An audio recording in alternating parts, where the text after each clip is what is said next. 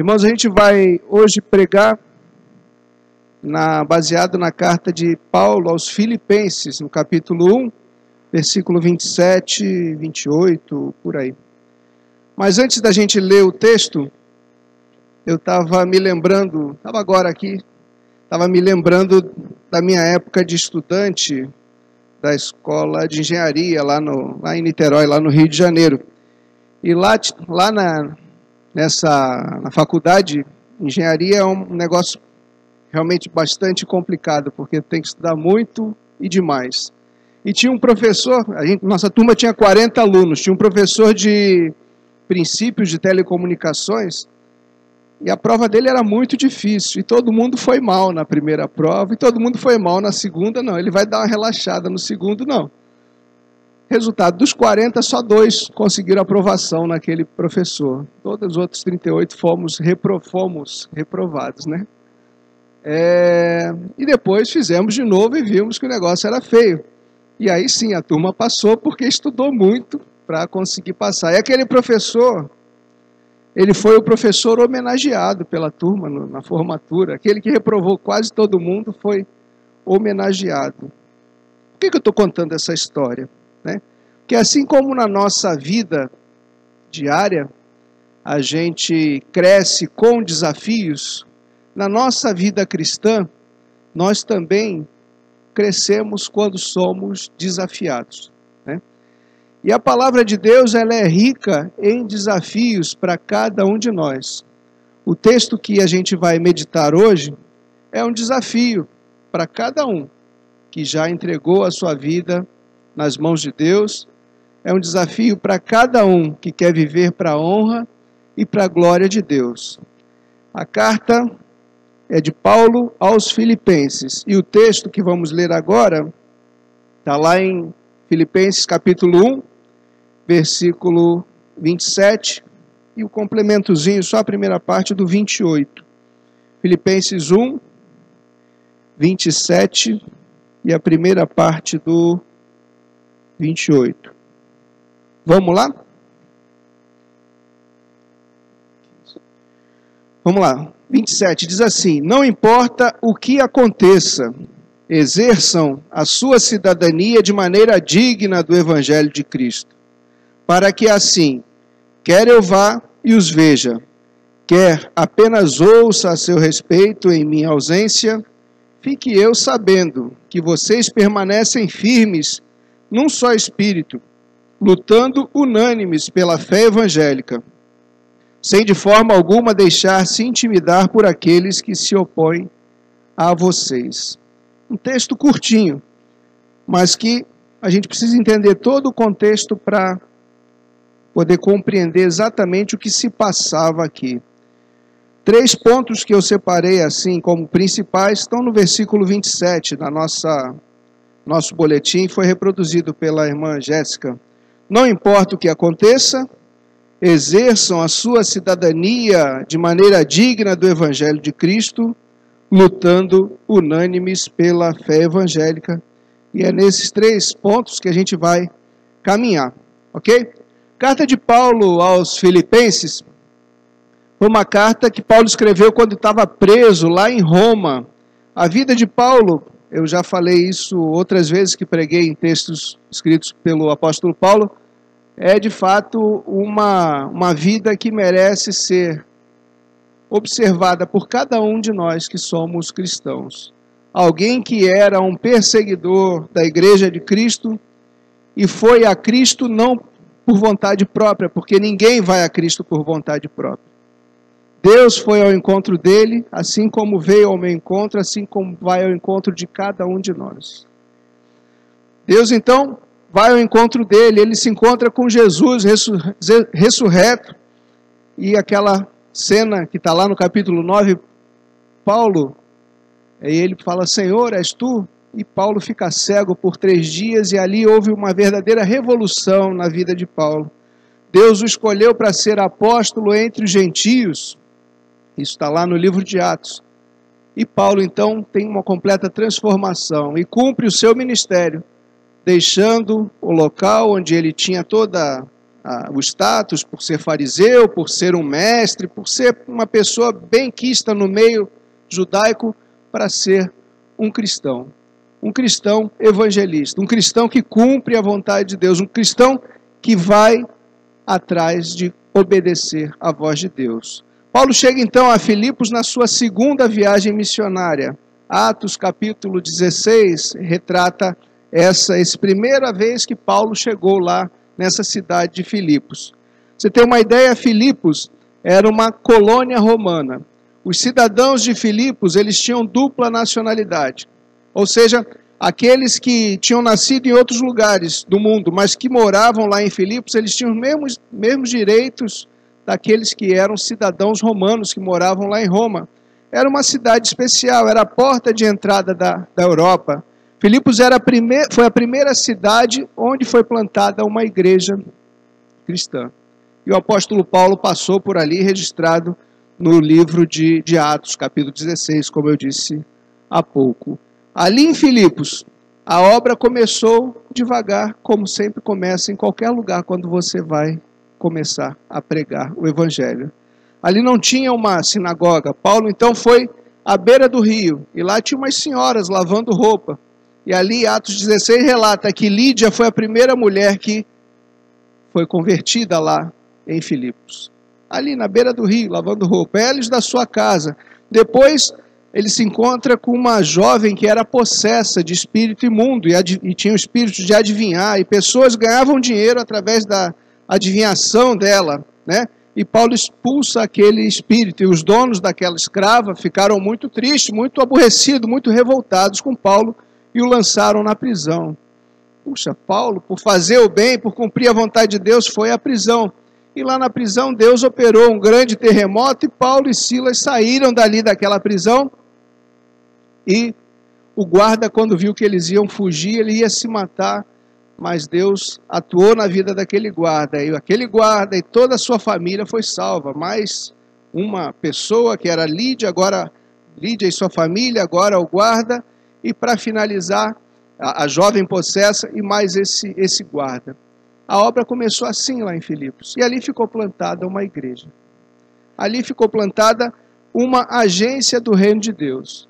Quando Paulo se avança para outras áreas e mais problemas aconteciam em relação à sua segurança, à sua prisão, aquela igreja estava sempre apoiando a caminhada de Paulo, né?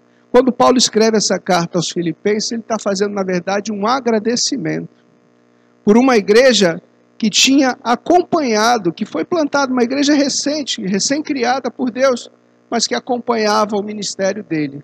Onde ele estava precisando de alguma ajuda, aquela igreja estava enviando ofertas, enviando pessoas para acompanhá-lo.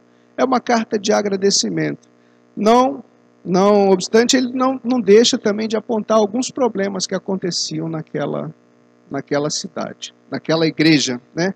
Mas especificamente no texto que a gente vai abordar hoje, Paulo está falando para aquela igreja de Filipos. Não importa o que aconteça, né? Todos nós, quando olhamos uma frase dessa, não importa o que aconteça, no dia a dia, a gente fala assim, não, mas se acontecer isso, eu tenho que ter um plano B. A gente faz esses raciocínios, né, na nossa mente. Eu planejo uma coisa, mas se essa coisa não der certo, eu tenho que ter um plano B. Nossa mente faz assim, né? Na vida cristã, Paulo fala, não importa o que aconteça, né? Eu sou daqueles que creem que nós não perdemos a salvação. Nós não perdemos a salvação. Se de fato você teve um encontro com Cristo verdadeiro, a salvação não é perdida. Mas Paulo fala, não importa o que aconteça. A verdade, porém, é que esse não importa o que aconteça está envolvido naquilo que também aconteceu à vida de Paulo, né? O apóstolo Paulo, ele tinha uma vida tranquila, perseguia cristãos e tinha maior moral nisso. Todo mundo dava apoio para ele e agora ele passou a ser perseguido. Sofreu na pele por ser cristão. E ele está falando para aquela igreja, não importa o que aconteça, né? Ele estava em prisão domiciliar lá em Roma. E quando eu olho para a primeira frase aí, não importa o que aconteça, eu olho para a nossa igreja aqui do Marapé, eu olho para a igreja brasileira de uma forma geral, o que acontece com a igreja brasileira, né? O que acontece é que muitos têm se perdido na caminhada cristã. Não importa o que aconteça, mas tem acontecido muito, pessoas se perderem na caminhada cristã.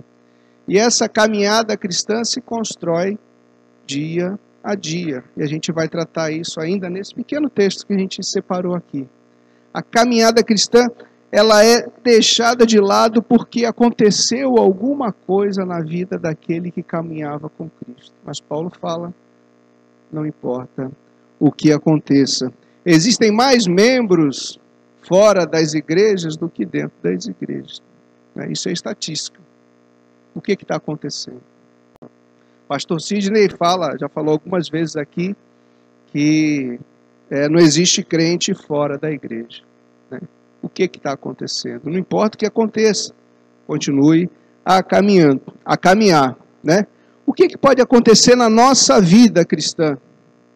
O que pode acontecer durante a nossa caminhada? Eu sempre, a minha forma de expor a palavra de Deus, eu sempre gosto de expor com a participação, mas o momento de pregar, né, parece que foi institucionalizado, não sei, só o pregador que fala, mas eu gosto de estudar perguntando o que pode acontecer na caminhada cristã. Eu gostaria de ouvir vocês, mas não é a prática nossa, não vou inovar hoje aqui, quem sou eu? Mas eu pensei cá comigo, o que acontece na caminhada cristã que faz com que pessoas se desviem do caminho? Primeira coisa que a gente não pode esquecer, o que afasta o homem de Deus? Vou quebrar a regra, vai. O que afasta o homem de Deus? O pecado. Pecado afasta o homem de Deus. Ponto. Né? Pecado. Vamos mais fundo? Que tipo de pecado faz uma pessoa se afastar de Deus? Aí eu vou listar alguns aqui, vocês podem complementar aí. Desânimo, né? Desânimo. Porque na nossa igreja a gente tem um corredor, o Bolt, né? Ele não está aí hoje, né? Mas é um cara que está ganhando prêmios aí, o cara está correndo bastante. Mas já pensou, ele está chegando lá na linha de chegada, ele fala, estou desanimado, já vou perder mesmo, que eu não tire segundo lugar, eu tire o 10º, já perdi mesmo, ele desanimou e fica para trás. Né? A caminhada cristã não pode ser conduzida com desânimo. A gente deve, de fato, buscar o ânimo. A Bíblia diz, anime-se no Senhor. Né? Vou tomar um chá de ânimo aqui. Não, não é isso. O chá de ânimo é a palavra de Deus, é você olhar para a palavra de Deus e sair da superfície, dar um mergulho mais fundo, você vai ver um outro cenário que da superfície você não vai ver. Olha o que Deus quer falar para você, não importa o que aconteça, continue caminhando, nada de desânimo, né? Se alimente da palavra de Deus. Outra coisa que me veio à cabeça, né? O que afasta o homem de Deus? Não importa o que aconteça, continue caminhando, mas a verdade é que muita gente está se afastando. Por quê? Prazeres, botei aqui prazeres da vida, né? O jovem, né? Os meus adolescentes começando a ver coisa nova e tal, aquela novidade, aquelas coisas. Isso aqui é muito legal, muito maneiro, dá um barato tremendo aqui. Não importa o que aconteça, continue caminhando no caminho que é reto, no caminho que é vereda. Vereda é um caminho estreito. Né? Vereda, o significado é um caminho estreito, né? O caminho estreito conduz ao céu, o caminho largo leva à perdição. Não tem atalho para o caminho para chegar ao céu, o caminho é Jesus. Né? A gente deve, então, prestar atenção. Prazeres da vida, o que está em primeiro lugar no seu coração? São prazeres da vida ou é Deus? Se você tira Deus do primeiro lugar da sua vida, você está em maus lençóis. Anotei outras também aqui. O que afasta o homem de Deus? Especificamente, amizade com o mundo. Né? Qual é a tua turma? Né? Falando aí para adolescente, para jovem e para todos nós. Qual é a tua turma? Né? Quem está fazendo a tua cabeça? É Deus? É a palavra de Deus? Ou é aquela turma lá do escritório que conta piada que você dá risada para não ficar mal, né? Piada é para lá divulgar, a piada é para lá de de imoral, mas para tu não ficar mal na fita, tu dá aquela risada sem graça. É essa turma que está fazendo a tua cabeça, né? Amizade com o mundo, falta de amor, né? Falta de amor. O cristão é conhecido como aquele que exerce o amor, né? A falta de amor, eu não me importo, eu quero que os outros se explodam, já estou com o meu passaporte do céu aqui, eu vou embora. Isso não é ser cristão, né? Não importa o que aconteça. Tenham amor a Deus e amor ao próximo. E eu entendo, gente, que um dos pontos principais que fazem a pessoa não continuar firme na caminhada é o não envolvimento com a missão. Ah, está falando em missões, isso, aquilo. Missões também. Mas a missão que Deus deixou para cada um de nós é onde quer que estejamos, ali sejamos um embaixador dele, né? Estamos falando de cidadania, vai ser o segundo ponto aqui. Não importa o que aconteça, onde quer que você esteja, você ali é um representante do reino de Deus. Não importa o que aconteça, você tem que ser um missionário. Todo crente é um missionário. Ah, mas eu não me ligo muito nisso não. Mas a missão foi dada para você. E se você não se envolve na missão, talvez perca sentido a sua vida cristã. Certo? Anotei alguns. Vocês estão pensando aí, deve ter muitos outros que eu gostaria de ouvir, mas pelo tempo, para não estender muito, eu não vou falar. Mas uma coisa que Paulo falava especificamente quando ele diz assim, não importa o que aconteça, era exatamente o que estava acontecendo com ele, que era a perseguição. Abre a tua Bíblia aí, nesse mesmo texto, no 29, parece que está muito distante de nós. E de fato, ainda está um pouco distante esse versículo 29. Mas pessoas no mundo têm sofrido por conta disso. Quem quer ler para mim? 29.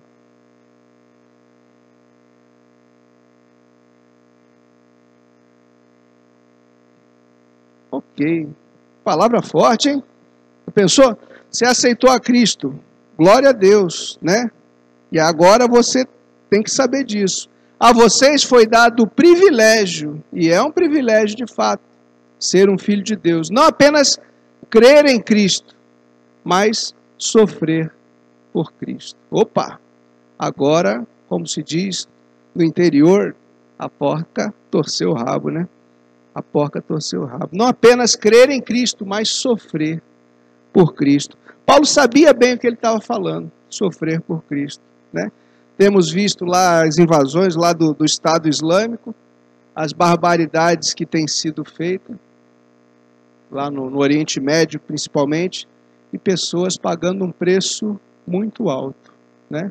Um dia, a Bíblia diz isso, que todos nós vamos sofrer por causa de Cristo. Talvez dessa forma bárbara como está sendo lá, não sei, mas todos nós, todo crente deve sofrer por conta de Cristo. Eu estou disposto a pagar esse preço? Paulo fala, não importa o que aconteça, continua caminhando, né? Aquela cena lá daqueles irmãos lá na Líbia que estavam caminhando pela praia com um carrasco antes de serem mortos, é uma cena forte, né? Não importa o que aconteça. E a história diz que todos eles que morreram ali, morreram cantando e louvando ao Senhor. Uma coisa forte. E a gente às vezes reduz a nossa vida cristã a vindas à igreja no domingo de manhã, no domingo à noite, na quarta-feira, quando vida cristã é vida lá fora principalmente. Aqui é importante, né? Não deixem a igreja, Hebreus fala isso, Hebreus capítulo 10, 25, como é costume de alguns. Não deixem a igreja, como é costume de alguns, mas congregue, mas ser cristão lá fora é o nosso desafio. Não importa o que aconteça. E sabe, gente, quando eu preparei essa meditação, vieram alguns versículos na cabeça, né? O primeiro, é o meu subtema aqui, esconder a palavra no coração evita pecados, né? Salmo 119, 11, né, Gabriel? Escondi a tua palavra no meu coração para eu não pecar contra ti. Como é que está a leitura da palavra de Deus, né? Eu tenho lido e tenho aplicado na minha vida, esconder a palavra de Deus no meu coração evita pecados, né? E aí, textos que eu gosto muito, que eu me lembrei quando estava escrevendo essa mensagem. Abre aí. Estamos falando da Bíblia, vamos abrir lá. Hebreus 12, 1 e 2. Hebreus 12, 1 e 2 e 1 Coríntios 15, 58. Eu vou ler. Aí quem anotou, anotou. Quem não anotou, depois me pergunta. Vamos lá, Hebreus 12, 1 e 2. Portanto, nós também que estamos rodeados por tão grande nuvem de testemunhas, livremo-nos de tudo que nos atrapalhe do pecado que nos envolve. Livremo-nos de tudo que atrapalhe do pecado que nos envolve. E corramos com perseverança a corrida que nos é proposta, tendo os olhos fitos em Jesus. Deus propõe uma corrida para a gente. Não é o 10 km da tribuna, que a gente vai fazer feio, a menos o Bolt, né?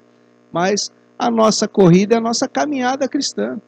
A nossa corrida é dia a dia. É lutar contra os nossos pecados, é dizer sim para Deus e não para o diabo. Isso é o dia a dia do cristão. Se você não tem consciência disso, a sua caminhada não vai ser de acordo com a vontade de Deus. Paulo fala, não importa o que aconteça. 1 Coríntios 15, 58, também, esse outro texto que Paulo escreveu. Mantenham-se firmes, que nada os abale, sejam sempre dedicados à obra do Senhor, pois vocês sabem que no Senhor o trabalho de vocês não será inútil, né? Tudo que a gente faz de coração para Deus não é inútil, né? A Bíblia diz, eu não me lembro exatamente qual é a posição, o texto da Bíblia, mas se a gente der um simples copo d'água a uma pessoa, Deus se lembrará disso. Opa, vou dar um montão de copo d'água. Não, não é assim que rola, né? Justamente, Deus nos ama e a gente vai fazer a obra de Deus, de todo o coração, para agradá-lo. Ok? Não importa o que aconteça, continue caminhando, né? Não tem atalho, o caminho é Jesus. Em segundo lugar, pega o texto inicial que a gente viu aí, versículo 27, começa, não importa o que aconteça. Já falei um pouquinho sobre esse, né? Exerçam a sua cidadania de maneira digna do Evangelho de Cristo. Exercício da cidadania, né? Seria uma aula de direito aí para aqueles que estão estudando direito, né? Aqui no Brasil nós temos a Constituição e o artigo 5º da Constituição fala dos direitos fundamentais e das garantias, direitos e garantias.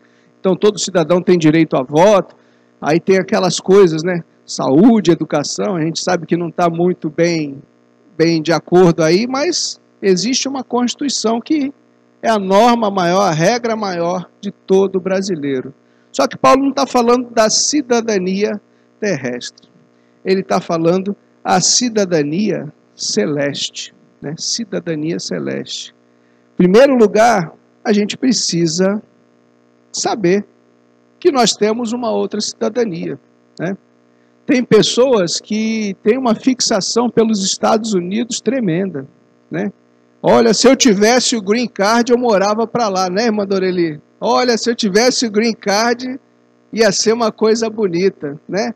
Você tem o Sky, né? Vamos falar em inglês, né? Sky. Você tem o Sky Card, tem o céu, o cartão do céu, pronto. Inventei nessa, né? Mas é assim mesmo. Olha, o Sky Card. Cada um que recebe a Cristo, recebe o Sky Card. Que maravilha, muito melhor do que o Green, né? O Green é bom, mas o Sky é muito melhor, né? Temos, então, somos cidadãos dos céus. E ele fala, exerçam sua cidadania de maneira digna do Evangelho de Cristo. Mas espera aí, eu continuo sendo brasileiro, mas tenho o meu Sky Card. Sim, eu sou cidadão dos céus. Como cidadão dos céus, o texto bíblico lá em Coríntios fala que nós somos embaixadores de Cristo. O embaixador representa um reino, um país em outro país. Cada um de nós aqui tem uma missão de representar o reino de Deus aqui na terra. Exercer sua cidadania celestial importa em viver de uma forma digna da vocação que nós recebemos, como diz lá no livro de Efésios, capítulo 4, versículo 1, né? Paulo fala esse tema pelo menos 2 vezes na Bíblia, que eu me lembre assim, né? Temos outra cidadania. A Bíblia é clara em dizer que quem nasce do Espírito, quem nasce, importa nascer de novo, quem nasce da parte de Deus recebe a cidadania dos céus. Para você guardar bem, volta uns capítulos aqui, uns livros, João 8, 23, Jesus conversava com os fariseus, e os fariseus faziam o que lhe era próprio, ficavam enchendo Jesus Cristo. Eles não tinham fé em Cristo, eles não criam que Jesus era filho de Deus. E Jesus dá uma palavra que mostra que, de fato, nós, como irmãos de Jesus, filhos de Deus, temos essa cidadania dos céus. João 8, 23, 24, diz assim, é uma conversa de Jesus com os fariseus. Diz assim, 23, Jesus falando, mas ele continuou, vocês são daqui de baixo, eu sou lá de cima. Vocês são deste mundo, mas eu não sou deste mundo. Eu lhes disse que vocês morrerão em seus pecados, se vocês não crerem que eu sou. De fato, morrerão em seus pecados. Jesus fala, eu sou lá de cima e vocês são daqui de baixo. E a nossa cidadania celestial foi dada, foi graça, não por nosso, nenhum merecimento nosso, foi graça. A graça de Deus nos alcançou e nos transportou para o reino da luz, né? Nos tirou do reino das trevas e nos elevou para o reino da luz, né? Isso é uma verdade bíblica, a gente precisa ter consciência que somos cidadãos dos céus. Então, quando você está na fila do banco, quando você está comprando pão, ali vai um cidadão dos céus, né? Quando você está lá no seu trabalho, ali está um cidadão do céu. É importante a gente saber isso, né? É para falar que você é maior que o outro? Não. É para mostrar diante dos homens que Deus habita ali naquele lugar. O Deus conosco está presente na nossa vida. Então, os irmãos da Cristolândia, quando estão recebendo da parte de Deus instrução, Deus quer fazer obra na vida de vocês. Estou apontando Cristolândia, estou apontando para toda a igreja, todos nós. Não tem diferença, né? Deus quer fazer obra no nosso coração e a gente precisa, então, estar atento. Olha, eu sou um cidadão dos céus. Não estou aqui andando como um Zé Ninguém. Deus me separou. Deus me separou e me colocou na condição de cidadão dos céus. Melhor do que o green card, né? Muito melhor. Ok? Agora, alguns versículos que mostram isso. Eu gosto muito de basear a mensagem em textos bíblicos. Se você quiser anotar rapidão aí, quem está anotando, Colossenses 1, 13 e 14, depois eu vou ler isso tudo. Efésios 2, 19, Filipenses 3, 20 e 1 Pedro 2, 11. Diz assim, Colossenses 1, 13 e 14. Ele nos resgatou do domínio das trevas e nos transportou para o reino de seu Filho amado, em quem temos redenção, a saber, perdão dos pecados. Obra de Deus na minha e na tua vida. Ele nos resgatou do reino das trevas e nos transportou para o reino do seu Filho amado. E Jesus Cristo falou, eu não sou desse mundo, eu sou lá de cima, né? E é para esse reino que todos nós fomos transportados quando recebemos a graça da salvação de Deus. Efésios 2,19 diz assim, portanto, vocês já não são estrangeiros nem forasteiros, mas concidadãos dos santos e membros da família de Deus. Não tem nenhum estrangeiro aqui, todo mundo faz parte do reino dos céus. Do reino dos céus. E esse reino dos céus precisa avançar sobre o reino das trevas. E o portador da mensagem do reino dos céus somos nós. Somos nós. E é isso que a gente precisa tomar consciência. No próprio livro de Filipenses, capítulo 3, versículo 20, diz assim, a nossa cidadania, porém, está nos céus, de onde esperamos ansiosamente um Salvador, o Senhor Jesus Cristo. Nossa cidadania está nos céus. Se você é um cidadão dos céus, viva como tal. E para fechar aqui a minha base bíblica aqui, 1 Pedro 2,11. Amados, insisto em que, como estrangeiros e peregrinos no mundo, vocês se abstenham dos desejos carnais que guerreiam contra a alma. Pedro toca no mesmo tema, como forasteiros, peregrinos, estrangeiros, se abstenham dos desejos da carne, para que você possa viver debaixo da vontade de Deus. Né? Quando era criança, agora acabou essa instituição. A maioria das igrejas, alguma ainda tem, embaixador do rei, né? Tinha uma música que, acho que tem no Cantor Cristão ainda, mas dizia assim: sou forasteiro aqui, em terra estranha estou, do reino lá dos céus, embaixador eu sou. Isso aprendi quando era criança, né? E de fato a gente precisa relembrar algumas coisas que estão na Bíblia, que a gente às vezes esquece. Você não é um simples cidadão brasileiro, você é um simples cidadão dos céus. Simples porque a gente deve viver em simplicidade, para a glória de Deus. Ok? Ok, agora eu sei, tomei consciência, né, que eu sou um cidadão dos céus e devo exercer minha cidadania de forma digna. O que isso muda em minha vida, né? Um livro que só o texto já me diz muito, um livro antigo, dizia assim: em meus passos, que faria Jesus? Alguém já leu esse livro? Né? É um livro bem antigo, né? Em meus passos, que faria Jesus?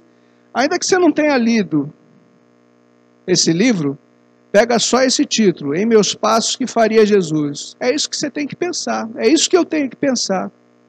Em cada situação que se apresenta na nossa frente, coloca essa pergunta na tua cabeça: em meus passos, que faria Jesus? Se eu tivesse nessa enrascada aqui, o que Jesus faria? Se eu tivesse nessa provação aqui, o que Jesus faria? Viver de forma digna do Evangelho, da cidadania, né, que Deus nos deu, é viver como Jesus. O Evangelho diz que basta ao discípulo ser igual ao seu mestre. Jesus é nosso mestre. E a gente deve imitar os passos de Jesus. Ser um cidadão dos céus significa que nós devemos buscar ser como o mestre. Igual a gente não vai ser, porque a gente não é perfeito, mas como o mestre, imitando o que Jesus fez. A gente deve fazer sim, ok? O maior cidadão dos céus, como é que ele se comportou aqui na terra? Ainda essa semana eu li lá na Cristolândia um texto que eu gosto muito, li em Marcos, agora vou ler aqui em Mateus 9, 35 a 38. Não precisa abrir a Bíblia não, só ficar observando o que Jesus fez, como ele se comportou quando estava aqui na terra. Olha o que Jesus fez, Mateus 9, 35 e 38.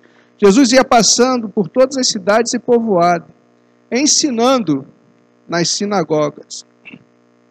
Peraí, eu sou filho de Deus, eu sou cidadão dos céus, o que eu tenho ensinado para as outras pessoas que me cercam?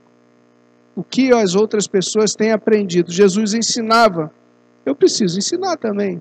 Ah, mas eu não tenho dom para ser professor da escola dominical. Olha, não é isso que eu estou falando, não. O que Deus está falando é de fato que você deve passar tudo que Deus tem te dado para outra pessoa. Você não é um poço onde tudo cai e fica preso lá, não.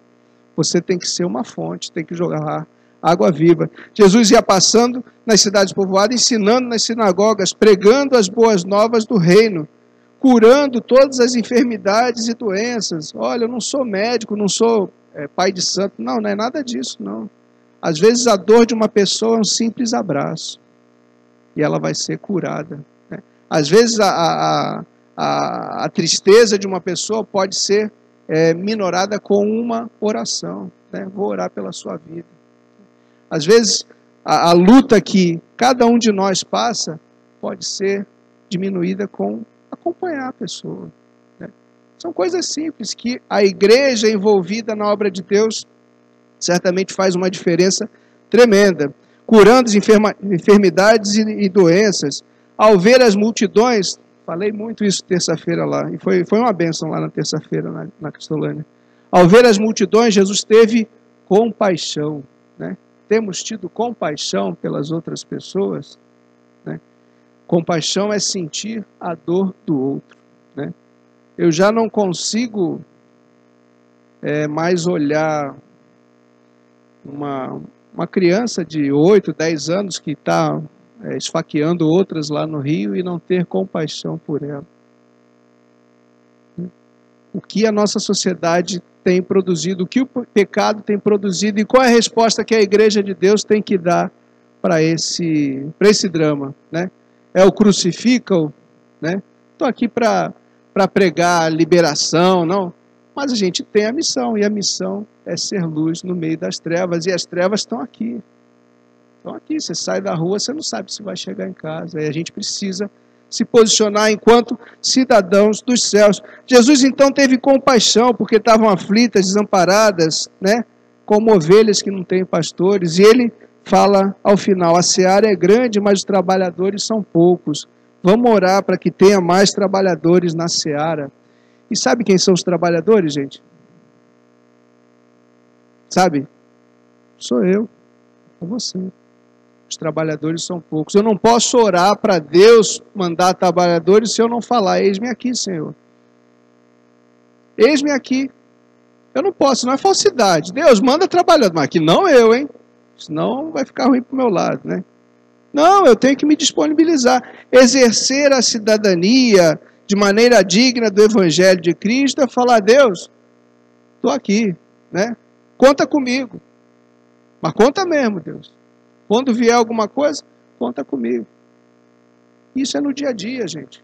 Não é quando o Richard marcar o Richard lá, quando marcar o evangelismo lá em Samambaia, não. É no dia a dia. É ali no Zé Menino, é ali no Marapé, no Gonzaga. É quando tiver, é ali, ó. Manifesta o reino de Deus através da sua vida. Ok? Botei uma frase também aqui, igual o Sky aqui. Sky Card, né, que eu inventei. Inventei uma outra aqui, ó. Como embaixadores do rei, devemos representar esse reino de forma digna. Todo crente deve ser um missionário. Se não for um missionário, ele vai ser um omissionário, entende? Omissionário. Né? A gente precisa ter esse entendimento. Ou você é um missionário ou você é um omissionário. E não podemos ser omissionário. Exerçam de maneira digna. É a palavra de Deus, é Deus que está falando para a tua vida, para a minha vida. Preciso, então, me envolver na obra de Deus. E o tempo não para. E estamos chegando já no final, no ponto 3. Vamos ver, qual é o ponto 3 aí? Quem está prestando atenção, lê para mim. Pode ler no boletim o ponto 3. Ninguém está prestando atenção, que decepção. Ninguém tem boletim? Então beleza. Fiquei mais tranquilo. Diz assim, ó, o versículo 27. Não importa o que aconteça, exerçam sua cidadania de maneira digna do Evangelho de Cristo. Ok? Já estudamos. Ponto 1, ponto 2. Para que assim, quer eu vá, quer eu os veja, quer apenas ouça a seu respeito em minha ausência, porque Paulo estava preso lá em Roma. Fique eu sabendo que vocês permanecem firmes, num só espírito, lutando unânimes pela fé evangélica. Né? A Bíblia manda que lutemos unânimes pela fé evangélica. Quando eu comecei a olhar esse versículo aqui, já tem um mês mais ou menos, nem sabia que ia ser convidado para pregar hoje, né? Eu vi, parece que saiu um livro e tinha muita gente falando, eu não sou evangélico. Alguns posts de Facebook, eu não sou evangélico. Algum pastor bambambam aí que escreveu isso, eu não sou evangélico. E eu escrevi, eu sou evangélico. Eu sou evangélico. Não o evangélico, o rótulo da igreja evangélica batista. O evangélico é aquele que anuncia as boas novas. E Paulo aqui, inspirado por Deus, ele fala que cada um de nós deve lutar unânimes. Unânimes é uma força que se une em direção a um propósito. Unânimes pela fé evangélica. É isso que está aqui, né? Lutando unânimes pela fé evangélica, sem de forma alguma se intimidar por aquele que se opõe a vocês. Mas há uma grande confusão sobre que tipo de luta é essa da fé evangélica, lutar pela fé evangélica. Tem gente que luta pela fé evangélica de maneira equivocada, né? Equivocada por quê? Porque aponta muitos problemas naqueles que não são evangélicos, mas a sua própria vida não está demonstrando o amor que Deus mandou, né? Um exemplo recente aí é essa história do Boticário, da Natura, né? E aí vamos fazer um boicote, vamos fazer isso, aquilo. De toda forma, esse tipo de ação é prejudicial para essas empresas. Mas a Bíblia diz que a nossa luta não é contra seres humanos. Né? A nossa luta não é contra seres humanos. Nossa luta é contra potestade, contra forças do mal. Como é que eu vou lutar, então, lutando unânimes pela fé evangélica? Efésios 6, versículo 12, fala exatamente isso. Eu acho que nem precisa ler, porque todos nós sabemos. A gente não deve lutar contra seres humanos, né? É um debate também que está em voga aí no Brasil, e aí cada um tem sua posição, e eu não estou aqui para fazer discussão política, né? Redução da maioridade penal. Eu tenho plena consciência que um menino de 16 anos tem consciência dos seus atos, né? Agora, eu tenho sérias reservas ao entender que, para entender que a reduzir a maioridade penal estaria diminuindo o índice de criminalidade, né? Aí vamos chegar num limite. Eu vi uma frase que eu achei muito interessante. Vamos chegar a um limite vamos fechar todas as escolas para construir penitenciários para os meninos de 16 anos. Né? Então, são debates que a gente precisa olhar com os olhos de um cidadão dos céus. Um menino lá foi 12 anos, matou o médico lá no Rio para roubar a bicicleta dele. Ele era filho de uma moça que era catadora de lixo, e ela abandonou o filho. Ele foi jogado pela rua, e ele deu nisso. Será que se tivesse um de nós lá, conhecendo a história desse menino, tivesse acolhido aquele menino, ele não teria tido uma oportunidade para conhecer o reino dos céus, né? A história, e não quero expor ninguém não, a história de muitos que passam pela Cristolândia são histórias assim, tristes realmente, dolorosas, doloridas, né? E eu consigo, coisa que eu não conseguia há pouco tempo atrás não, eu consigo me identificar com a dor do outro. E não pense que eu estou tentando jogar, pétala em cima de mim, não, nada disso. Eu sou vacilão toda a vida. Mas o que eu quero dizer é assim, sentir a dor do outro é coisa que cada um de nós precisa buscar entender, né? Converso com alguns aqui, alguns ainda não conversei assim mais detidamente, mas percebo as dores que eles passaram, as dores que nós passamos muitas vezes, né? Mas Jesus andava e olhava as pessoas como ovelhas que não têm pastor e sentia compaixão. E a gente precisa, então, lutar contra esse nosso pecado da indiferença, né? Lutando unânimes pela fé evangélica. A luta primeira é dentro de nós. Quando eu pensei nesse texto, eu pensei nisso. A primeira luta é contra nós mesmos. Nossa luta é contra o pecado. Deus já transformou minha vida. E aí? E agora? Né? Eu tenho que lutar contra o meu pecado. Paulo, lá no capítulo 4 de Efésios, ele fala que a gente deve despir-se do velho homem, ser renovado no modo de pensar, né? Quando a gente levanta algumas bandeiras, a gente está fazendo a mesma coisa que os caras fizeram lá com Jesus. Crucifica-o, né? E Deus manda, ame-o, né? Não importa o que aconteça, ame. Fomos criados para ser semelhante a Deus, justiça e santidade, abandonar a mentira, falar a verdade. Coisas que a gente precisa fazer, né? Não dar lugar ao diabo. Estou lendo Efésios 4, alguns itens assim, né? Nenhuma palavra torpe sair da nossa boca, não entristecer o Espírito Santo. Olha quanta coisa um cidadão dos céus deve buscar a fazer. Isso está lá em Efésios 4, 22 a 32, né? Não entristecer o Espírito Santo. Já falei isso lá na Cristolândia, com certeza. Mas cada um de nós deveria, num momento de tentação, considerar grandemente a necessidade que temos de não pecar pelo simples fato, por ser um filho de Deus, eu não quero entristecer o Espírito Santo.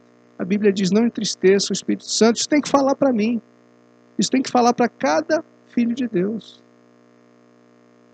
Então, quando Paulo fala aqui, não importa o que aconteça, ele está fazendo uma exortação da parte de Deus. Permaneçam caminhando. Exerçam sua cidadania de maneira digna do Evangelho, né? E lutem pela fé evangélica. Não é fazendo barulho, não é tocando lata, batendo tambor, não. Luta contra seus próprios pecados, né? Procure viver de acordo com a vontade de Deus. Concluindo, aí eu fiz algumas anotações aqui, que eu vou fechar rapidamente, para a gente não avançar muito na hora, ok?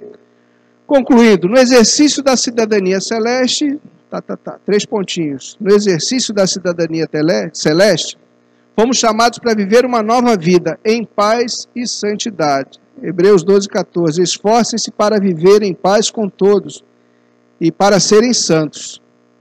Sem santidade ninguém verá ao Senhor, né? Não pensa que você tem o Sky Card garantido, mas se você não vive em santidade, meu amigo, o Espírito Santo ainda não está fazendo obra na tua vida, né? Sem santidade ninguém verá ao Senhor, né? Viver em santidade é viver lutando contra o pecado. Em Jesus Cristo recebemos cidadania celestial. Esse RG, ou esse passaporte celeste, né? Só de brincadeira, deve interferir na forma de vida que levamos aqui nesse mundo, posto que temos uma cidadania terrena, né? Minha mãe, no meio dos seus esquecimentos, minha mãe tem Alzheimer, ela lembra muito do passado, né? E de vez em quando ela fala assim, ela não está aqui presente, né? Está lá em Brasília. Ela falava assim, que meu pai não é crente, meu pai falou uma vez para ela, mãe, você não é desse mundo. E ela sempre fala isso, né? E ele tem razão mesmo, eu não sou desse mundo. Ela falou assim, sabe? Eu não sou desse mundo. Aí quando eu estava lá no aeroporto, eu botei Lina do céu, eu chamo ela assim, né? Lina do céu. E a gente precisa ter essa consciência, né? Não é só a Lina que é do céu, não. É o Rogério, é a Kátia, é a Dona Deise, é cada um de nós, Marcelo, Luiz. É assim, cara. É assim.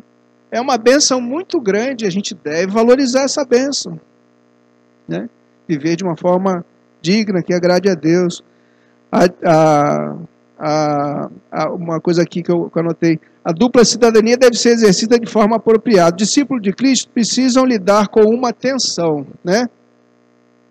Como estar nesse mundo, ser enviado ao mundo sem ser do mundo. Ih, compliquei geral. Vamos lá, devagarzinho, para desenrolar. Como estar no mundo? Estamos no mundo, não estamos? Brasileiros do Brasil, né? Ser enviado ao mundo. Quem me enviou ao mundo? Jesus, né? Mas sem ser do mundo. Como é que é isso, né? Tem uma música, um rap aí que a molecada gosta, que é aquela a graça da garça, né? Não sei cantar isso de forma nenhuma.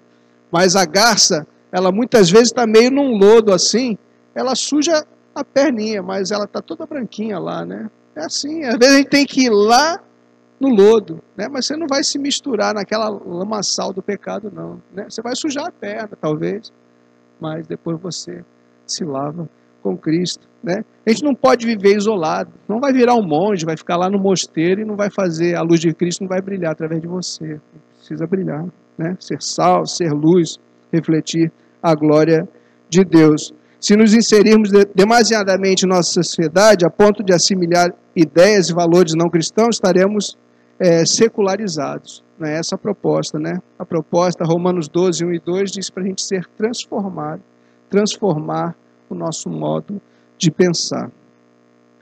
Não devemos afastar demais, porque precisamos ser sal e luz do mundo. Então há uma certa tensão. Precisamos nos conscientizar do propósito, né? Concluindo, no exercício da cidadania celeste, precisamos nos conscientizar do propósito dessa dupla cidadania. Qual é o propósito de Deus? Eu gosto muito desse texto. Vocês, porém, nós, servos de Deus, somos geração eleita, sacerdócio real, nação santa, povo exclusivo de Deus. Qual é o propósito? Para anunciar as grandezas daquele que o chamou das trevas para a sua maravilhosa luz. O propósito final do crente é anunciar a mensagem de Deus. E não só anunciar de boca, viver. Ok? temos responsabilidade de anunciar essas grandezas. E a minha oração é que a nossa Igreja Batista do Marapé viva e anuncie o seu lema, que é ser uma igreja viva, adorando o Deus vivo. E essa adoração não é só na música, só na mensagem. A adoração é no dia a dia. Amém? Glória a Deus.